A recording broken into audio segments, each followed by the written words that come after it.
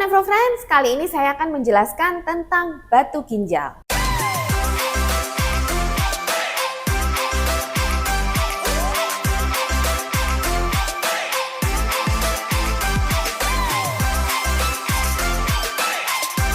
Disclaimer dulu ya, jadi dalam video ini saya tidak hanya menjelaskan batu ginjal, karena sebenarnya batu ini bisa terbentuk di sepanjang saluran kencing, di mana saluran kencing kita itu mulai dari ginjal, ureter, kandung kemih, sampai uretra. Jadi di sini kita akan membicarakan semua batu yang bisa muncul di saluran kencing. Nah sekarang gimana ya kok bisa terbentuk batu di kencing kita? Jadi sebenarnya kalau kita pakai teori dasar atau logika dasar, ini seperti kita mencampur suatu bahan di dalam air ya. Jadi ada zat pelarut, ada zat terlarut. Kalau misalnya zat pelarutnya itu sedikit, sementara zat yang mau kita campur di situ dalam bentuk mineral, kristal gitu ya, itu kurang pelarutnya, maka dia nggak bisa larut. Akhirnya terbentuk endapan-endapan kecil atau kristal kecil, malah ada yang menggerombol jadi kristal yang cukup besar.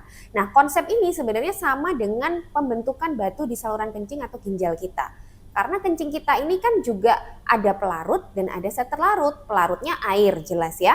Zat terlarutnya adalah beberapa zat yang juga disaring oleh darah kita, yaitu yang zat-zat yang mengandung mineral. Misalnya kalsium, natrium, fosfat, terus ada asam urat. Nah itu dari makanan dan minuman yang kita konsumsi. Dan itu tiap hari akan terbentuk saringannya. Nah kalau misalnya pelarutnya itu lebih sedikit, terus zat terlarutnya lebih banyak, maka itu juga bisa memicu terjadinya kristalisasi zat-zat mineral ini di kencing kita. Makanya pembentukan batu itu selalu berdasarkan dua mekanisme. Yang pertama, pelarutnya yang kurang, misalnya kita kurang minum ya, cairannya kurang, jadi pada saat disaring darah kita itu kandungan airnya itu sedikit.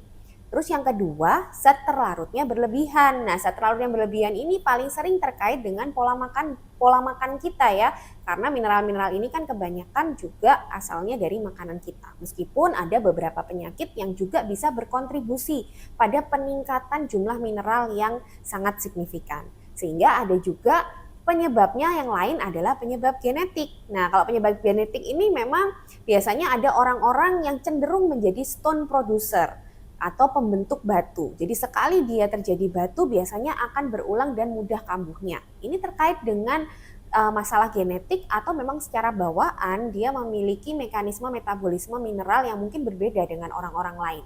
Jadi lebih mudah terbentuk batu pada orang-orang ini. Ada beberapa jenis batu yang sering. Yang pertama adalah batu kalsium. Ini komponen utamanya adalah kalsium. Biasanya nanti kalsium ini terikat dengan anion-anion lain ya, seperti kalsium oksalat, kalsium karbonat ya.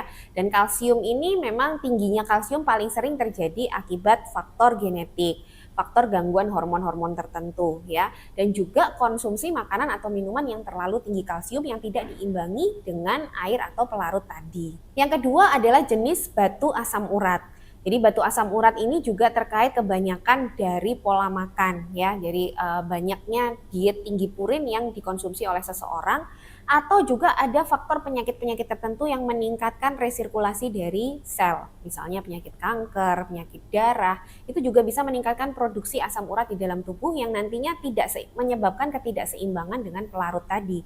Jadi juga mudah terjadi batu asam urat.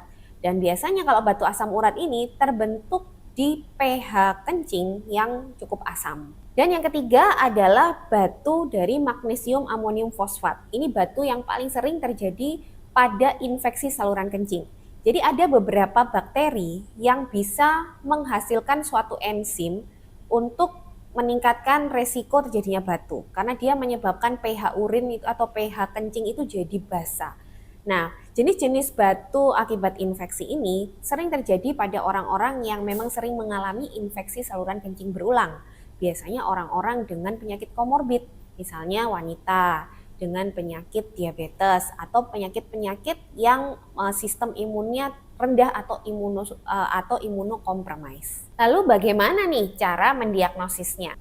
Diagnosis yang pertama yang utama adalah diagnosis klinis atau gejala.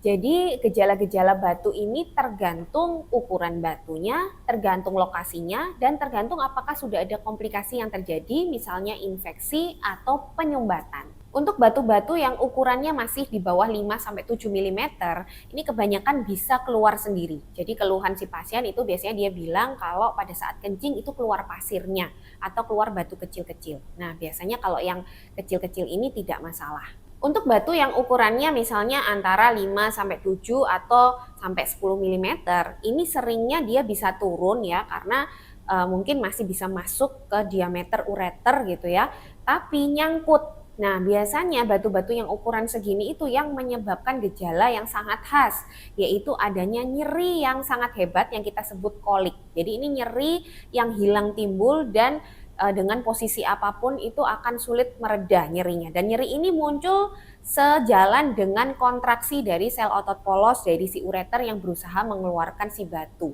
Jadi dia timbulnya pada saat kontraksi itu muncul.